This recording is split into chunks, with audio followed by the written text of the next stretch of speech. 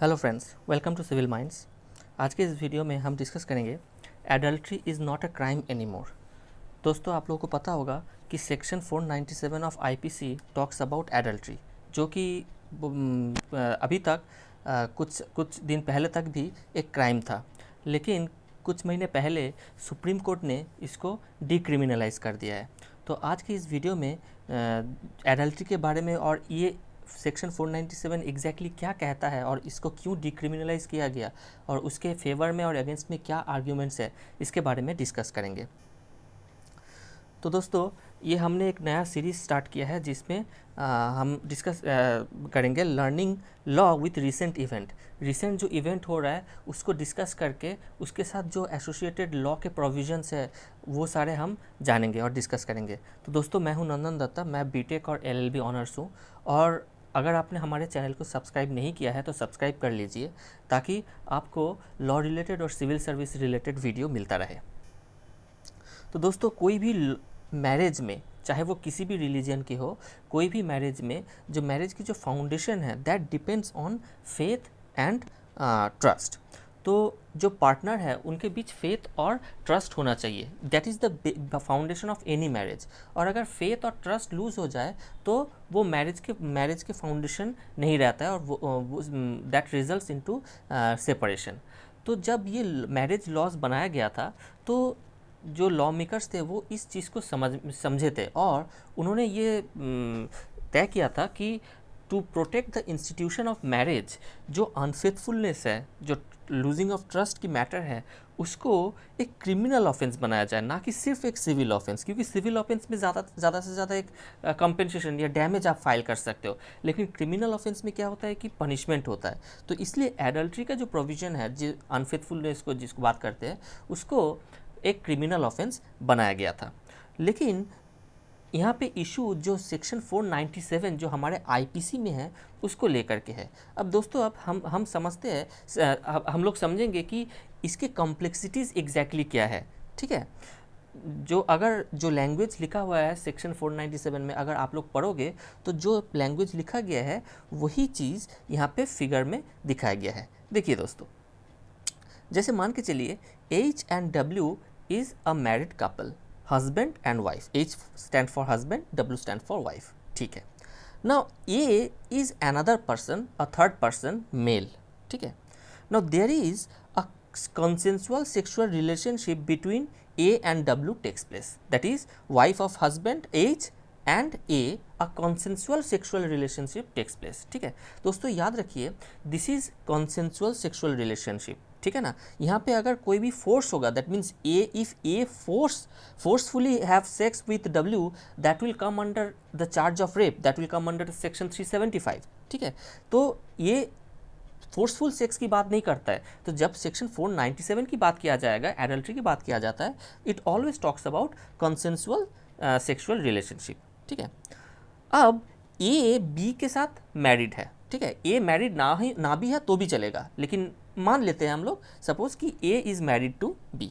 ठीक है, तो अगर ये रिलेशनशिप है तो यहाँ पे जो एडल्ट्री के जो ऑफेंसेस के जो चार्ज लगेगा वो डब्ल्यू पे नहीं लगेगा, दैट इज़ वाइफ पे नहीं लगेगा, और इस ऑफेंसेस के चार्ज सिर्फ और सिर्फ ए पे लगेगा। और ये चार्ज कौन लगा सकता है, प्रोसिक्यूट कौन कर सकता है, हस्बैंड एच। ठीक है, यहाँ पे आर्ग्यूमेंट ये है कि this is a discrimination based on gender, based on sex. ठीक है, क्योंकि ये एक ऐसा ऑफेंस है जहाँ पे सिर्फ जो मेल मेंबर है उसी को प्रोसिक्यूट किया जा सकता है और वही प्रोसिक्यूट होते हैं, जबकि दोषी यहाँ पे दोनों लोग हैं, क्योंकि यहाँ ये तो कंसेंसुअल सेक्सुअल रिलेशनशिप है। ठीक है, अगर ये दोषी है तो उसके साथ साथ जो डब्ल्यू है वो भी तो इक्वली दोषी है ना, लेकिन डब्ल्यू को प्रोसिक्यूट नहीं किया जा सकता। ज़्यादा से ज़्यादा जो उनके जो हस्बैंड है वो ये इतना कर सकते हैं डब्ल्यू के अगेंस्ट, वाइफ के अगेंस्ट, कि वो डिवोर्स ले सकते हैं, because it becomes a ground for divorce and he can deny the maintenance to his wife after divorce. ठीक है, तो ज़्यादा से ज़्यादा ये सिविल ऑब्लिगेशन, सिविल एक्शन ले सकते हैं, लेकिन कोई क्रिमिनल एक्शन नहीं लिया जा सकता डब्ल्यू के अगेंस्ट। अब दूसरी तरफ देखिए, ए की जो वाइफ है बी किसी को प्रोसिक्यूट नहीं कर सकता। जैसे एच अगर ए को प्रोसिक्यूट कर पा रहा है तो logically B should have been able to prosecute W, लेकिन क्योंकि ये जो सेक्शन 497 है इसके तहत सिर्फ मेल मेंबर्स को ही प्रोसिक्यूट किया जा सकता है, तो यहाँ पे बी डब्ल्यू को प्रोसिक्यूट नहीं कर सकता। ठीक है, तो यहाँ पे इस पूरे रिलेशनशिप में जिसको प्रोसिक्यूट किया जा सकता है वो है सिर्फ और सिर्फ ए। ठीक है, तो यही है सबसे बड़ा आर्ग्यूमेंट सेक्शन 497 को डीक्रिमिनलाइज करने के लिए। तो यहाँ पे 3 आर्टिकल की वायलेशन की बात किया गया है। Article 14 which talks about equality, ठीक है, and article 15 which also talks about equality, but specifically article 15 says कि there will be no discrimination based on sex. ठीक है, लेकिन यहाँ पे समझ में आ रहा है, देखा जा रहा है कि यहाँ पे एक डिस्क्रिमिनेशन हो रहा है। ठीक है, एक तो सिर्फ हस्बैंड प्रोसिक्यूट कर सकता है ए को, ए की जो वाइफ है वो बी को डब्ल्यू को प्रोसिक्यूट नहीं कर सकता। ठीक है, और दूसरी चीज़ जो डब्ल्यू है, जो फीमेल पार्टनर है, फीमेल कंसेंसुअल सेक्सुअल पार्टनर है, उनको प्रोसिक्यूट नहीं किया जा सकता। ठीक है, सो it is in violation of both article 14 and 15, and at the same time article 21 which talks about right to life, and under right to life the proper dignity is also an integral part under article 21। तो यहाँ पे ये माना जा रहा है कि W जो है, जो वाइफ जो है, उसको एक प्रॉपर्टी की तरह ट्रीट किया जा रहा है, क्योंकि एज जो है वो चाहे तो प्रोसिक्यूशन को विदड्रॉ भी कर सकते हैं। ठीक है, तो मतलब सब कुछ डिपेंड करता है एज के विश के ऊपर, विल के ऊपर, कि वो अगर चाहे तो प्रोसिक्यूट कर सकता है, नहीं चाहे तो नहीं भी प्रोसिक्यूट कर सकता है। तो यहाँ पे जो वीमेन है उनके कोई राइट नहीं दिया गया उनको। ठीक है, तो वीमेन को या वाइफ को एज ए प्रॉपर्टी कंसिडर किया जा रहा है। ठीक है, so this was the main argument, ठीक है, 497 को डीक्रिमिनलाइज करने के पीछे।